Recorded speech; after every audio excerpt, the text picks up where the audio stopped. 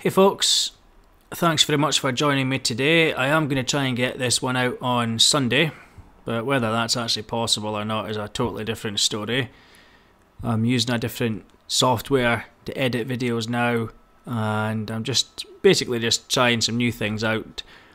Now, I do appreciate you all tuning in, though, as always, it really is much appreciated.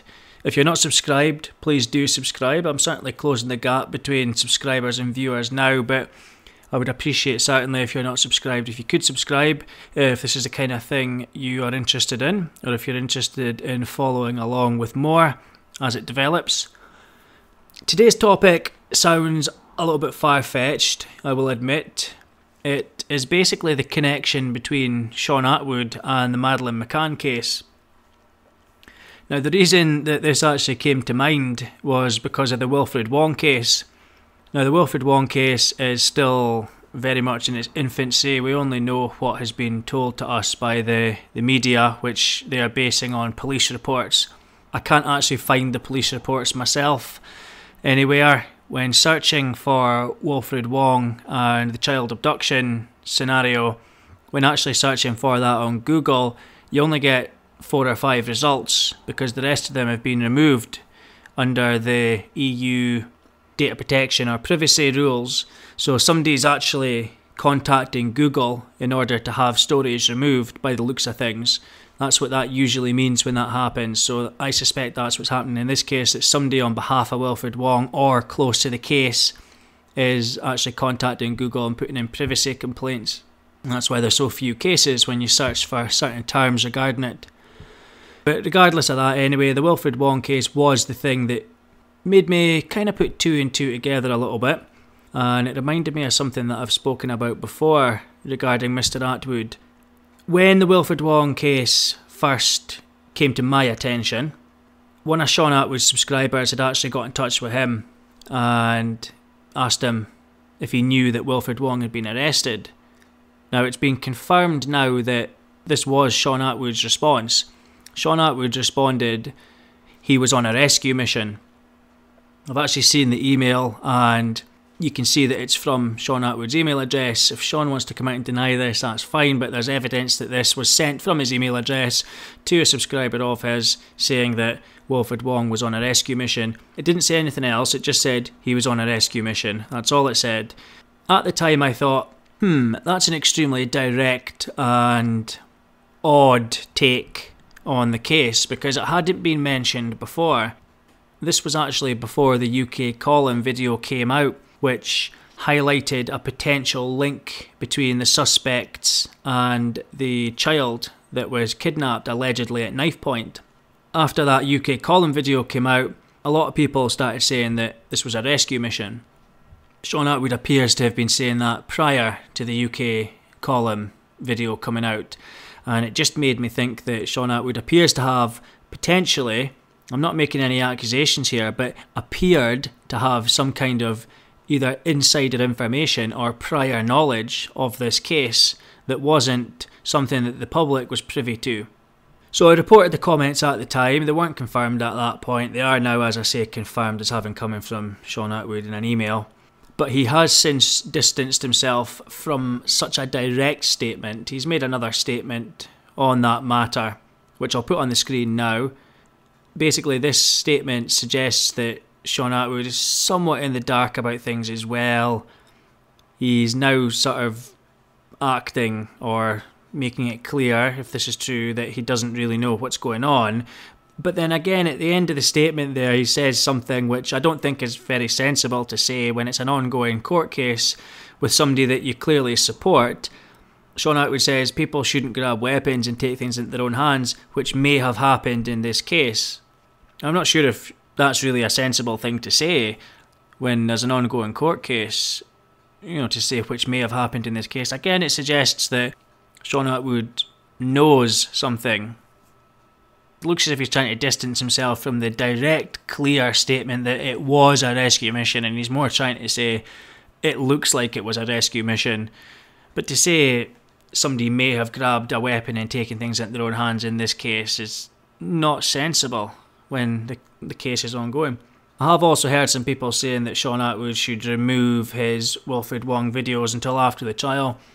I take a slightly different viewpoint on this. I think that purely on the basis that these videos might actually give insight into Wilfred Wong, I think that it's in the public interest that they stay up, and I also think that they might even be relevant to the case. So, you know, they might even be getting looked at by the police, who knows. So in my personal opinion, it is in the public interest to leave those videos up.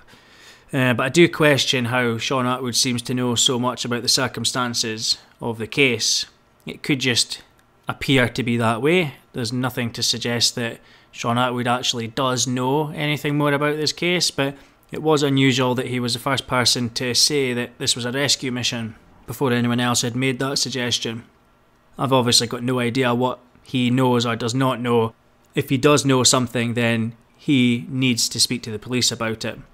But that is more of an aside. That's what got me thinking about something else that, again, was quite similar.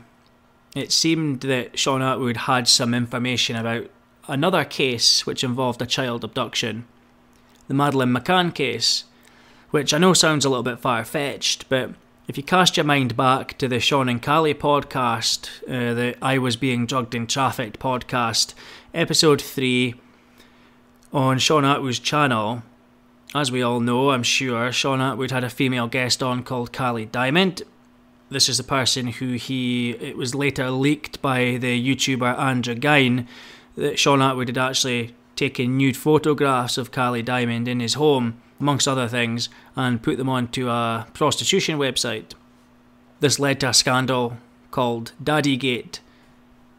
If you've been following along, you'll know the story. If you've not been following along, you can have a look through my previous videos and you'll see that obviously this scandal, Daddygate, you'll see how it unfolded. But anyway, Shaun Attwood and this other person who calls herself Callie Diamond, we were told by Shaun that Callie Diamond was a victim of human sex trafficking and that this sex trafficking was ongoing at the time of the podcast. Now, as part of this sex trafficking situation, we were also told that Callie Diamond had a minder who was very much involved in the sex trafficking. It was one of the traffickers, somebody described as being one of the traffickers, somebody who keeps a constant watch on Callie to know where she is at all times. So this is a main part of the gang. This is how you keep somebody in the trafficking gang. You have people watching you at all times, you've got people minding you, people driving you to, in relation to sex trafficking, people driving you to get abused. So this person that they're discussing is obviously a complete monster, somebody that is so far into the realm of psychopathy that they could quite easily be classed as being evil, in my opinion. If it's true, if what we're led to believe is true. Now, this person who keeps a constant watch on Callie, this minder of Callie, is apparently mentioned in an article in the English language Spanish news outlet called the Olive Press. And we know about this because Shaun Attwood specifically tells us about this article. So this article was in the Olive Press, Spain News, exclusive. It was on the 26th of June. And he says that this article mentions a guy that he met with Callie.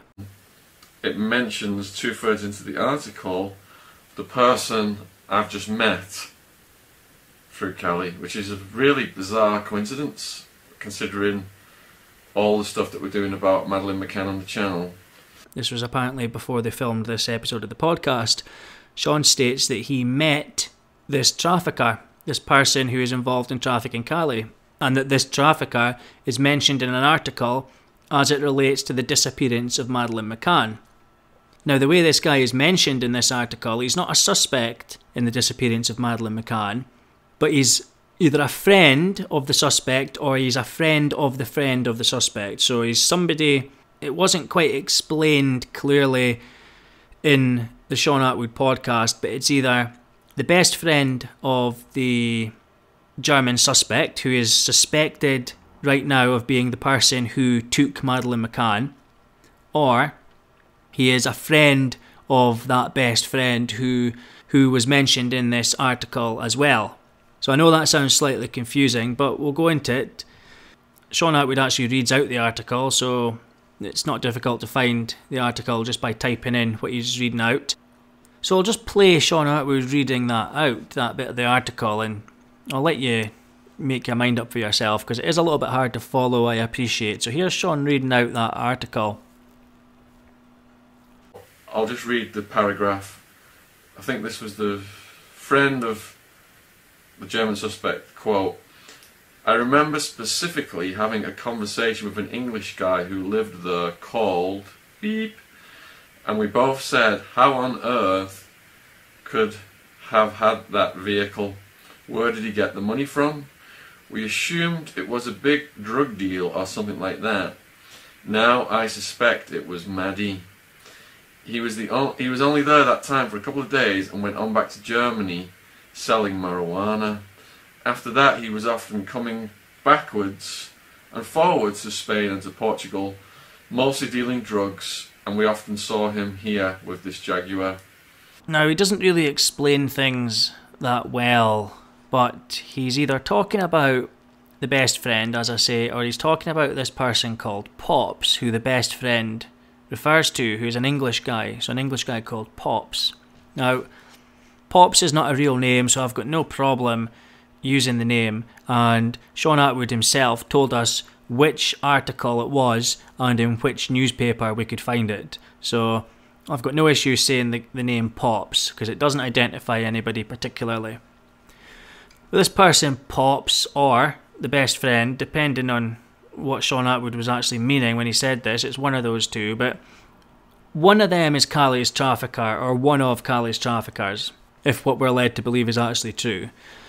And what that means is that a human trafficker is friends with the German Madeleine McCann suspect, or is connected to the best friend of the German Madeleine McCann suspect. And surely that in itself is something that the police should know, that there's a human trafficker so closely linked to the German Madeleine McCann suspect, who may well not have been questioned by the police as a human trafficker.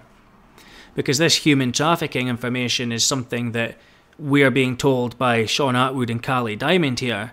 It's not something that certainly the best friend of the German McCann suspect has actually been questioned about. As far as I can find, there's been no mention of him being a people trafficker anywhere.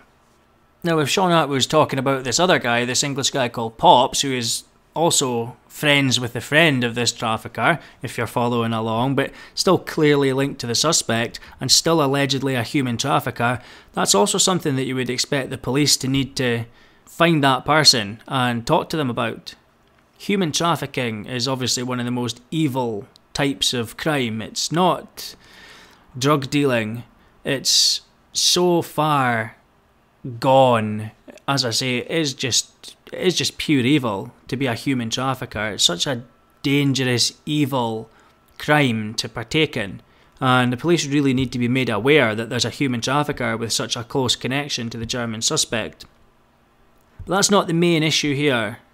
Although it does sound like Shaun Attwood might actually hold the key to solving the Madeleine McCann case, if what he and Callie are saying is true, what stood out to me was something that I did mention before in a previous video, which I'll link down below, but it wasn't the main point of the video. But what stood out to me mainly was when Callie tried to accuse this person of sexually assaulting her on camera during this podcast.